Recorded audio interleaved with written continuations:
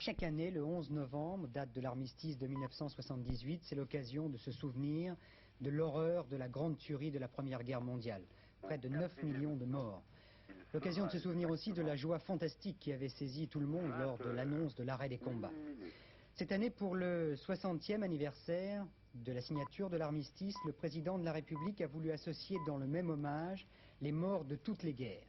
C'est donc avec une solennité toute particulière que les cérémonies de ce 11 novembre 78 ont été célébrées dans toute la France.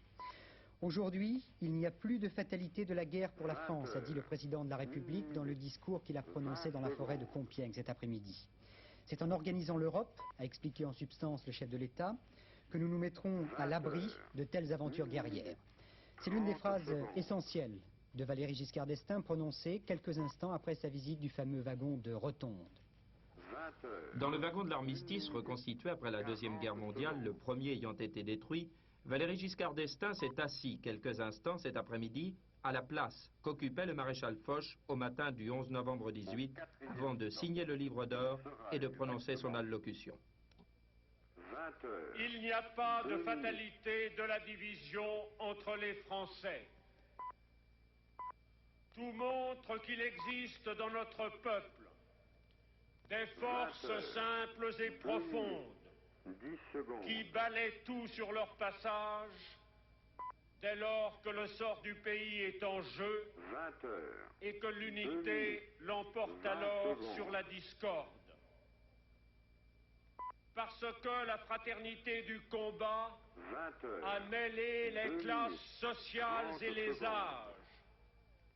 Les anciens combattants peuvent entendre, mieux que d'autres, l'appel à l'unité que je leur adresse.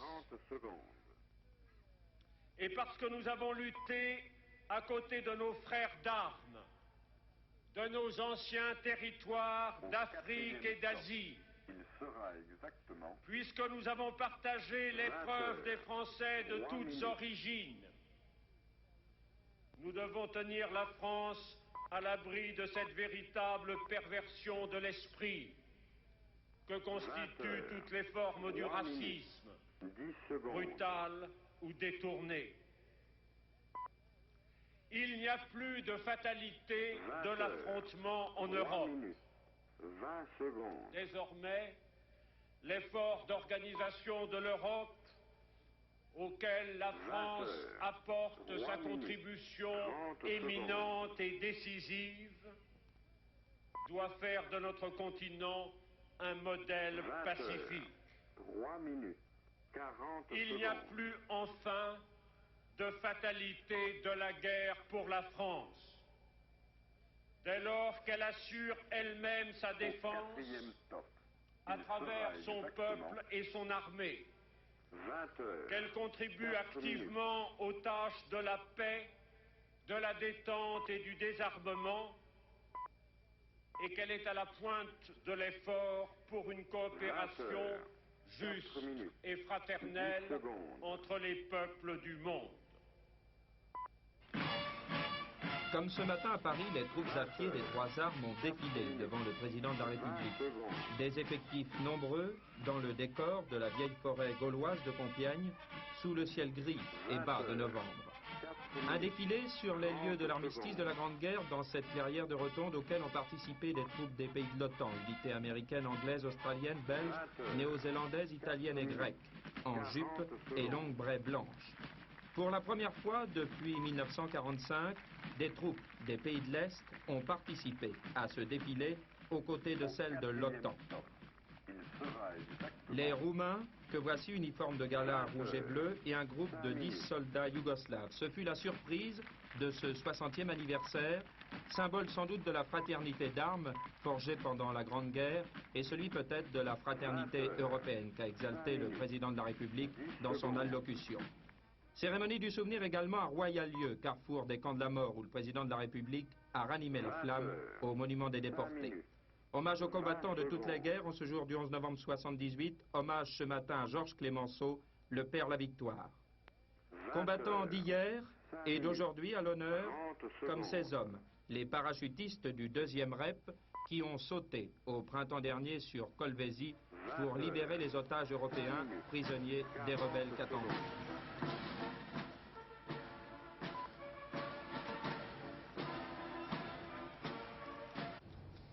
Commémoration de l'armistice de la Première Guerre mondiale, empreinte d'une solennité particulière qui avait été marquée ce matin par une messe solennelle à Notre-Dame de Paris et le traditionnel dépôt de gerbes sur le tombeau du soldat inconnu. 20 heures, 6 minutes, 10 secondes.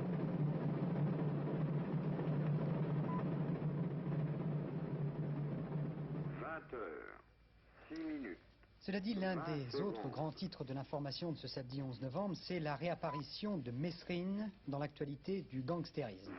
Jacques Mesrine, ennemi public numéro 1, comme le disent certains, toujours en cavale depuis son évasion spectaculaire de la prison de la Santé, Jacques Mesrine serait à l'origine de l'attaque déclenchée hier soir par 2 gangsters contre le domicile d'un magistrat. C'est pratiquement la première fois que cela se produit à Paris. 2 malfaiteurs, revolver au poing, voulaient s'emparer de M. Charles Petit, le président de la cour d'assises. La tentative a échoué, Claude Sérillon, on a arrêté l'un des malfaiteurs, l'autre est en fuite. Et aujourd'hui, on connaît un peu mieux maintenant les circonstances de cette agression. C'est ça, un petit peu mieux. Il était aux environs de 19h30 hier, on sonne à la porte de l'appartement de M. Charles Petit, rue Alphonse XIII, dans le 16e arrondissement de Paris. Madame Petit va ouvrir, 2 hommes pointent aussitôt sur elle des pistolets de gros calibre et lui demandent si le juge est là. Non, il est à la cour d'assises, bon, on va l'attendre. Et suite alors la fouille du logement par l'un des malfaiteurs, celui qui porte une cagoule, tandis que l'autre menace de son arme 3 personnes, la femme du magistrat, sa fille et son gendre. Puis après avoir effectivement constaté l'absence de M. Petit, l'homme à la cagoule fait cette étonnante déclaration. Nous voulons que le président Petit intervienne auprès du garde des Sceaux pour faire supprimer les quartiers de haute surveillance dans les prisons, sinon nous tuerons des magistrats. Mais quelques minutes plus tard, nouveau coup de sonnette. C'est le fils de M. Petit. Sa sœur se précipite, l'avertit de ce qui se passe et lui permet ainsi de donner l'alerte. Les policiers arrivent très vite, les 2 malfaiteurs tentent de s'enfuir, lâchent une grenade lacrymogène, tirent des coups de feu, l'affrontement s'achève, mais sans blesser. Mais si l'un des agresseurs est arrêté, l'autre réussit à s'enfuir. Alors, on connaît l'identité de l'un des malfaiteurs. Il s'agit d'un 2e couteau, comme l'on dit, un petit malfaiteur. Il s'agit de Jean-Luc Coupé. L'autre, ce serait Jacques Mesrine. Oui, Jacques Mesrine, pour se rappeler un petit peu son identité, a 42 ans. Il est arrêté en mars 73 pour divers hold-up en France. Il s'évade 3 mois plus tard du palais de justice de Compiègne, le jour de son procès, en prenant en otage un magistrat. Et puis il est repris au mois de septembre de la même année. Il est condamné le 19 juin 1977 à Paris à 20 ans de réclusion criminelle. Et depuis son évasion de la prison de la Santé, Jacques Mesrine a fait parler de lui 2 fois. L'une pour un hold-up à Deauville, l'autre dans une interview à un hebdomadaire en juillet de cette année. Mais pourquoi, Claude Sérillon, est-ce qu'on soupçonne cette fois-ci Jacques Mesrine? Eh bien, tout d'abord parce que l'homme à la cagoule l'a déclaré lui-même, non seulement à la famille de M. Petit, mais aussi aux policiers qui tentaient de l'arrêter. Et ce besoin d'affirmer son identité colle apparemment bien à la légende de Mesrine, entre guillemets. Ensuite, parce que Mesrine avait, lors de son procès, déjà dénoncé les QHS, les quartiers de haute surveillance, de véritables fabriques de bêtes fauves, disait-il. Ces quartiers de haute surveillance, au nombre de 7 en France, où les détenus jugés dangereux sont isolés et surveillés jour et nuit en l'absence de toute communication avec l'extérieur. Enfin, 3e raison, parce que c'était M. Charles Petit, lui-même, qui présidait le jury d'assises, qui condamna Mesrine à 20 ans d'emprisonnement. Mais plus que ces coïncidences, me semble-t-il, il est frappant de rapprocher la manière suicidaire de cette tentative criminelle de prise d'otage avec les propos de Mesrine lui-même dans son livre L'instinct de mort. Un homme qui s'est suicidé socialement, non par mépris de la société, mais parce qu'un jour il a regardé autour de lui, pris une arme dans sa main et a cru à tort que c'était la solution de son problème. Et puis dans la rubrique police-justice, sachez également que l'on a arrêté aujourd'hui à Cannes 11 trafiquants de drogue. 11 personnes, dont 2 jeunes femmes, accusées d'avoir écoulé 500 grammes d'héroïne pure, c'est-à-dire l'équivalent de 150 millions de centimes de drogue. Tous ces trafiquants ont été inculpés et écroués à la prison de Grasse. Au cours des 4 derniers mois, dans le département, il y a eu au moins une dizaine de victimes mortes par une overdose d'héroïne. Pardon. L'Europe maintenant, ou plutôt la préparation des élections européennes qui vont avoir lieu au mois de juin l'année prochaine. Si dans l'avenir, on doit retenir une date pour le lancement de cette campagne électorale, eh bien il faudra se souvenir de cette semaine du 6 au 11 novembre. Non seulement parce qu'il y a eu la grande réunion socialiste européenne de Lille, il y a 3 jours, mais également parce que le RPR, ce week-end, organise à Paris un congrès extraordinaire pour fixer sa doctrine sur l'Europe. Pas question pour les 1200 congressistes du mouvement de Jacques Chirac réunis demain à Paris de parler tactique ou liste électorale. Non, il s'agit simplement, au cours de ce congrès, d'aborder le problème de l'organisation de l'Europe. Car il faut bien reconnaître qu'au cours de ces derniers mois, certains gaullistes ont pris des positions différentes à ce sujet. Nous aurons l'occasion d'en reparler demain. Ce que je vous propose ce soir, c'est de réécouter l'une des interventions les plus marquantes du général de Gaulle sur ce problème de l'Europe. Nous avons retrouvé dans les archives de la télévision cette fameuse réponse de l'ancien président de la République à une question de Michel Droit. Cela se passait entre les deux tours des élections présidentielles de 65. On vous accuse aussi très fréquemment de ne pas être européen et de ne pas croire à l'Europe. Alors je vous pose très nettement la question, mon général, est-ce que vous êtes européen ou non? Il faut prendre les choses comme elles sont, car on ne fait pas de politique autrement que sur des réalités. Bien entendu, on peut sauter sur sa chaise comme un cabri en disant l'Europe, l'Europe, l'Europe, mais ça n'aboutit à rien et ça ne signifie rien. Je répète, il faut prendre les choses comme elles sont. Comment sont-elles? Vous avez un pays français, on ne peut pas le discuter, il y en a un. Vous avez un pays allemand, on ne peut pas le discuter, il y en a un. Vous avez un pays italien, vous avez un pays belge, vous avez un pays hollandais, vous avez un pays luxembourgeois, et vous avez un peu plus loin un pays anglais, et vous avez un pays espagnol, etc. Ce sont des pays, ils ont leur histoire, ils ont leur langue, ils ont leur manière de vivre, et ils sont des Français, des Allemands, des Italiens, des Anglais, des Hollandais, des Belges, des Espagnols, des Luxembourgeois. Ce sont ces pays-là qu'il faut mettre ensemble. Et ce sont ces pays-là qu'il faut habituer progressivement à vivre ensemble et à agir ensemble. Moment d'histoire, moment de télévision aussi. Daniel Brême, qui va suivre pour nous, pour Antenne 2, le congrès extraordinaire du RPR, demain à Paris, s'est adressé à M. Maurice Couve de Murville pour lui demander un commentaire sur l'Europe précisément vue par le général de Gaulle. Maurice Couve de Murville, l'une des voix particulièrement écoutées au RPR en ce qui concerne l'Europe, et pour cause. Il a été Premier ministre du général de Gaulle, il a été également son ministre des Affaires étrangères. Première question donc de Daniel Brême, pourquoi est-ce que l'opinion a-t-elle vu souvent de Gaulle méfiant vis-à-vis de l'Europe? L'opinion a peut-être une idée un peu simpliste sur la question. Parce qu'en réalité, si quelque chose a été fait en matière d'Europe, c'est parce que le général de Gaulle, à partir de 1958, a remis la France sur pied. Et si la France n'avait pas été remise sur pied, on n'aurait rien pu faire, et en particulier pas le marché commun. Alors, on pense peut-être qu'il était hésitant ou négatif parce qu'il ne voulait pas faire n'importe quoi. Mais après tout, c'est le métier d'un chef d'État ou d'un chef de gouvernement que de ne pas vouloir faire n'importe quoi, et en particulier rien qui puisse nuire aux intérêts de son pays. En revanche, on considère en général que M. Pompidou, lui, a mis le pied sur l'accélérateur et que, justement, il a permis à la Grande-Bretagne d'entrer dans le marché commun.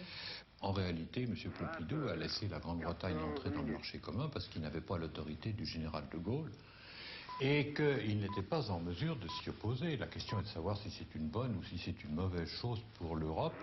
C'est l'histoire qui en jugera. Ce que nous pouvons dire pour le moment, c'est que l'Europe à 9 est infiniment plus difficile à conduire que l'Europe à 6 et qu'elle est très souvent, et je dirais même le plus souvent, bloquée dans ses décisions. Monsieur le Président, et maintenant, où va le RPR et qui mène le bon combat? Vous, Chirac ou M. Debré? Il est vrai que M. Chirac ne parle pas comme M. Debré et que M. Debré ne parle pas comme moi. Ce qui compte, ce n'est pas tant l'expression des opinions ou des sentiments que le fond des choses.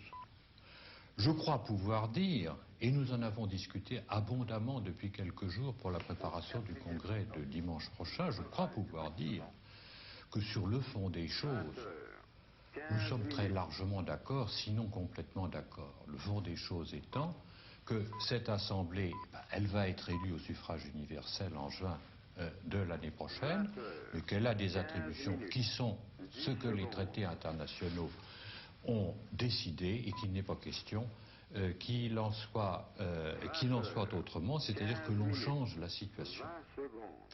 Pour sa part, Jean Le Canuet, le président de l'UDF, critique implicitement le RPR à propos de l'Europe en disant « Il y a à droite autant d'écoles sur l'Europe que de personnalités et l'on est prêt pour cacher ces contradictions à tous les faux-semblants et à toutes les équivoques ».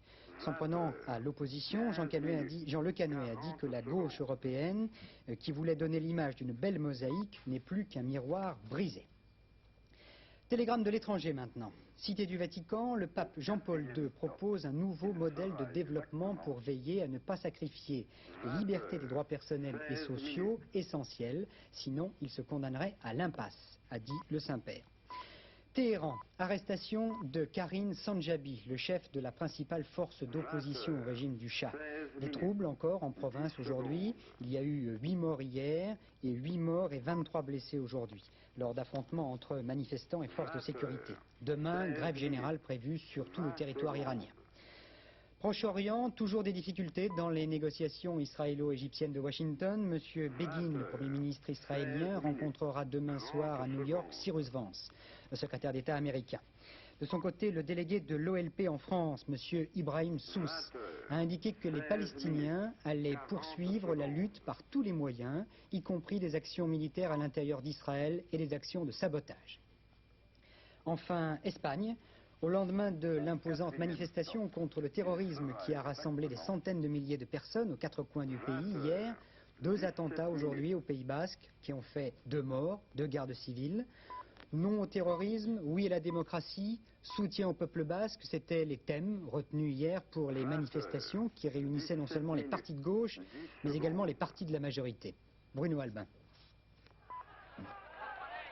Union sacrée contre le terrorisme, en quelque sorte, à l'appel des centrales syndicales et des principaux partis politiques, des centristes jusqu'à l'extrême gauche révolutionnaire. Aujourd'hui, l'Espagne a compté le nombre de ceux qui se sont hier soir déclarés sans équivoque contre le terrorisme et pour la nouvelle constitution. Plus de 200 000 personnes à Madrid selon les estimations les plus sérieuses, mais au total, des centaines de milliers de manifestants ont défilé dans un ordre parfait à travers 140 villes d'Espagne, malgré la pluie. 2 attentats qui n'ont pas fait de victimes ont marqué à Madrid cette journée de protestation contre la violence. Un cocktail Molotov jeté contre le siège du syndicat d'obédience communiste, Commissions ouvrières, et le mitraillage de la façade de la télévision espagnole. A souligner surtout que pour la première fois dans l'histoire de la Nouvelle-Espagne, la gauche n'a pas eu hier soir le monopole de la rue. Les leaders et les députés du parti gouvernemental, l'UCD, ont défilé aux côtés des principaux chefs de l'opposition.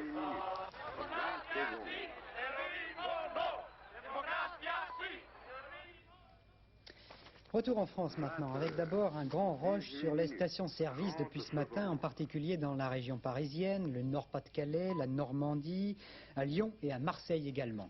Avec à chaque fois une petite phrase que l'on connaît tous, le plein, s'il vous plaît. Alors pourquoi cette précipitation ? Eh bien parce que vous le savez, il y aura la semaine prochaine une action nationale des pompistes mécontents des rabais accordés par certaines grandes surfaces. Je pense qu'il faut rappeler que cette ruée vers les carburants ne sert pas à grand-chose et qu'il devrait être facile tout de même la semaine prochaine de trouver de l'essence dans certaines stations-service. Puis toujours dans le domaine des transports, vous savez que l'on parle depuis quelques mois maintenant de la guerre des tarifs aériens. Cela déborde même maintenant le problème des avions, puisque à Air Inter par exemple, on vient de s'apercevoir en faisant ses comptes, Air Inter, qu'elle allait perdre beaucoup de clients lors de la mise en service du TGV, le train à grande vitesse entre Paris et Lyon. Voici d'ailleurs l'enquête réalisée ces jours-ci par Gérard Mérigot. L'avion, arme absolue en matière de transport, risque bien dans 3 ans d'essuyer en Europe son premier échec. Le TGV, le train à grande vitesse, voilà la menace. La mise en service de ce train, pas comme les autres, est prévue pour 1982 sur Paris-Lyon. Vitesse 260 km/h, 2 heures pour faire le trajet. Un exploit qui va mettre Air Inter dans l'obligation de revoir toute sa stratégie sur le sud-est de la France. D'autant que les tarifs que la SNCF appliquera sur cette ligne seront les mêmes que ceux en vigueur sur les trains conventionnels, 100 francs en deuxième classe, alors que pour Air Inter, le billet Paris-Lyon coûte 290 francs. Ce que le train est capable de faire en 2 heures, 2 heures et demie, si l'on prend les coupures, les temps morts, les distances intermédiaires complémentaires de l'avion, on peut dire qu'en temps réel, lorsque le tram est Paris et Lyon en 2 heures, il va aussi vite que l'avion. Vous allez empêcher Air Inter d'acheter 4 Airbus en lui prenant 80% de sa clientèle sur Paris-Lyon. Je pourrais vous dire que depuis 10 ans, Air Inter nous a empêché à ce moment-là d'acheter 200 ou 300 voitures à voyageurs. Je crois en fait que Air Inter est parfaitement conscient et suffisamment prévenu pour que sa gestion tienne compte d'un ralentissement de sa croissance, ralentissement qui sera là de l'ordre d'une année à peu près de sa croissance. Donc c'est pas une chose importante pour Air Inter. 80% en moins du trafic passager pour Air Inter. Ce ne sera d'ailleurs qu'un début puisque le TGV desservira également d'autres villes. Sur ces distances, l'avion restera malgré tout plus rapide, mais quand on sait que 40% des gens ont peur en avion, le temps dans ces conditions ne constitue pas forcément un argument déterminant. La mise en place d'un moyen de surface rapide comme le TGV nous fera perdre de la clientèle et nous avons comme précédent le Tokaido au Japon. Si l'on reprend les statistiques de ce qui s'est passé au Japon et en les adaptant bien entendu à la clientèle française, nous pensons qu'en 1982 nous perdrons environ 800 000 passagers sur l'axe sud-est entre Lyon, Grenoble et les différentes villes desservies sur cet axe. À l'abri du monopole qui est le sien sur les lignes intérieures, Air Inter pratique des tarifs sans concurrence. Paris-Nice, le plus bel exemple, 968 francs aller-retour. Cette ligne est généralement considérée comme la plus chère du monde. Depuis le 1er novembre, cependant, un grand nombre de réductions allant jusqu'à 50% peuvent être accordées, ce que tout le monde ne sait pas encore. Même si je voyage au titre de ma société, de toute façon, les tarifs sont trop chers, comme d'une façon générale tous les tarifs d'Air Inter et des compagnies aériennes françaises sur les lignes intérieures. Aux États-Unis, peut-être de New York en Californie, aller et retour, c'est seulement $300. Et ici, pour un voyage Paris à Nice et retour, c'est $200, n'est-ce pas? Alors c'est trop cher. Vous pensez que le jour où le train ira beaucoup plus vite, vous prendrez le train? Je pense. Le train à grande vitesse, certainement, pour faire Paris-Lyon. Quand le train à grande vitesse sera en circulation, est-ce que vous pensez que ce sera un concurrent pour l'avion? Personnellement, je le pense, oui. Parce que vous prendrez le train? Je prendrai le train, parce que ça aura l'avantage, n'est-ce pas, de nous mener directement au cœur de la ville. Les différentes propositions que nous faisons depuis le 1er novembre correspondent à une stratégie commerciale que nous avons sur notre réseau depuis 3 ans. L'arrivée des Airbus, des gros porteurs, et je vous rappelle que nous en avons maintenant 6, nous a amené effectivement sur des lignes de tourisme comme Nice, comme la Corse, à étendre les avantages tarifaires, c'est-à-dire des réductions pour certaines typologies de clientèle, je vous les rappelle, les conjoints, les groupes, les personnes âgées, les jeunes, qui bénéficieront de 50%. Si bien que maintenant, pour aller à Nice, pour 250 francs, je crois que nous sommes très compétitifs. Fer de lance de la SNCF, le TGV est porteur de grandes ambitions. Sa mise en service représentera un investissement de près de 6,5 milliards de francs lourds. Il concurrencera l'avion, bien sûr, mais aussi l'autoroute. Technique d'avant-garde, ses créateurs en tout cas pensent qu'il ne sera pas au niveau de la gestion, le Concorde du rail. Sport maintenant, beaucoup de rugby dans l'actualité de ce week-end. Un sommet d'abord à Cardiff au Pays de Galles avec pas mal de chance. Les Néo-Zélandais, les fameux All Blacks, ont battu les Gallois 13-12. Dans les toutes dernières minutes du match, ils ont réussi un coup de pied de pénalité. Ballon ovale, mais en France cette fois, avec 2 informations annoncées par le président de la fédération, M. Ferrat, cet après-midi. L'Afrique du Sud, avec une équipe multiraciale, viendra en tournée l'année prochaine en France. Et puis Michel Palmier, le 2e ligne de Béziers, est écarté de l'équipe de France en raison, entre autres, d'une expulsion en match international. L'équipe de France, donc, sans Palmier, jouait à Toulouse cet après-midi contre l'Union soviétique. Victoire sans panache pour les tricolores, 29-7 face à des soviétiques qui ont très agréablement surpris. Hervé Dutu. Le nouveau rugby vient-il de l'Est? On connaissait déjà le rugby roumain. Cet après-midi à Toulouse, on a découvert le rugby soviétique. D'accord, l'équipe du RSS a été battue 29-7 par l'équipe de France. Mais à la mi-temps, surprise, elle n'était menée cette équipe que par 7-3. Et puis dès le début de la seconde mi-temps, c'est d'un rien que les Soviétiques manquaient l'occasion de remonter au score sur cette action où le demi d'ouverture Slouzard échoue à 2 mètres de la ligne de but française. La récompense, les joueurs soviétiques allaient l'obtenir à la 72e minute. 20 h 25 minutes, 30 secondes. Sur cette attaque française, le ballon est intercepté par Tarkouchtine, qui passe à Juraviev, puis Slouzar lance son arrière Goniani, qui après avoir pris de vitesse Noves, marque un essai de plus de 70 mètres, prouvant s'il en était besoin que le rugby soviétique sera rapidement compétitif.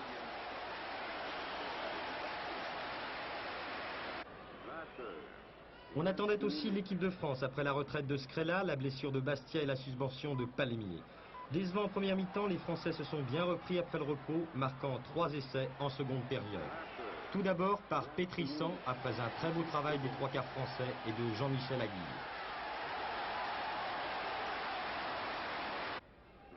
Et puis, les 2 derniers essais seront marqués par les ailiers, des essais qui sont autant de promesses pour le prochain tournoi des 5 nations. 5 minutes avant la fin du match, Boustafa, après attaque classique, avec Jean-Michel Aguirre intercalé, porte le score à 23-7. Enfin, à la dernière minute de jeu et à la suite de cette mêlée ouverte, Galion par côté fermé sert Aguirre. Ce dernier prend de vitesse tout le monde, passe à Neves pour un dernier essai, celui-là entre les poteaux. Score final, 29-7. Pour terminer ce journal, la transatlantique française en solitaire, pour vous faire le point d'abord en tête, on retrouve en ce moment en tête Michel Malinowski, Alain Collat et Olivier de Kersauzon. Et aussi pour vous dire qu'il y a eu 3 abandons aujourd'hui, l'Allemand Schrotz, le Suisse Fellman et le Breton Lotedé. Et puis parmi les abandons de la première heure, il y a celle de Marc Pajot. Marc Pajot qui est avec nous ce soir sur ce plateau. Bonsoir Marc. Alors nous avons eu toute une série de photos sur votre accident et sur votre catamaran qui a eu bien des problèmes. Il y a eu un flotteur qui a commencé à couler. Comment ça s'est passé Marc ?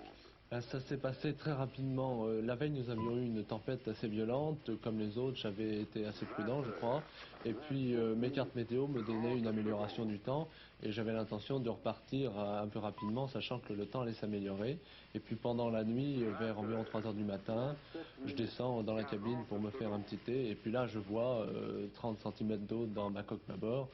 Tout de suite, j'ai compris qu'il y avait une importante voie d'eau et j'ai juste eu le temps de gonfler mon canot de sauvetage, que la coque s'enfonçait très rapidement. Je pensais que le Paul Ricard allait complètement chavirer dans cette tempête. Et puis, il s'est avéré qu'il s'est stabilisé dans cette position. Et ensuite, j'ai pu demander des secours.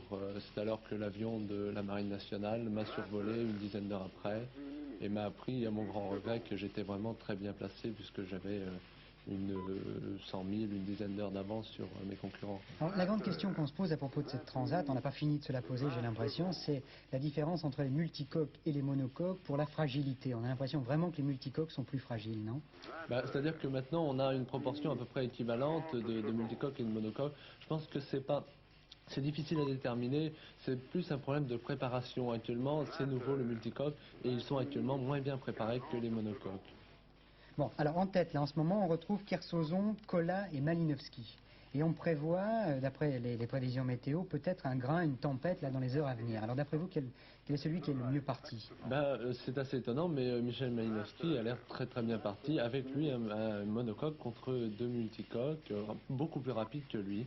Et si en plus il rencontre des conditions difficiles, il pourrait très bien passer, mais la course est quand même pas... on est à peine à la moitié de la course, on est à la moitié de la course actuellement. Donc la deuxième partie est plus favorable au multicoque. D'après vous, il y a un favori ? Si vous aviez un favori à donner ? Oui, c'est Olivier de Kersauzon. Olivier de Kersauzon. Oui. Merci Marc Pajot. Pour mettre un point final à ce journal, il me reste à vous donner la météo pour demain. Ce sera relativement simple. Il y aura encore de la brume le matin.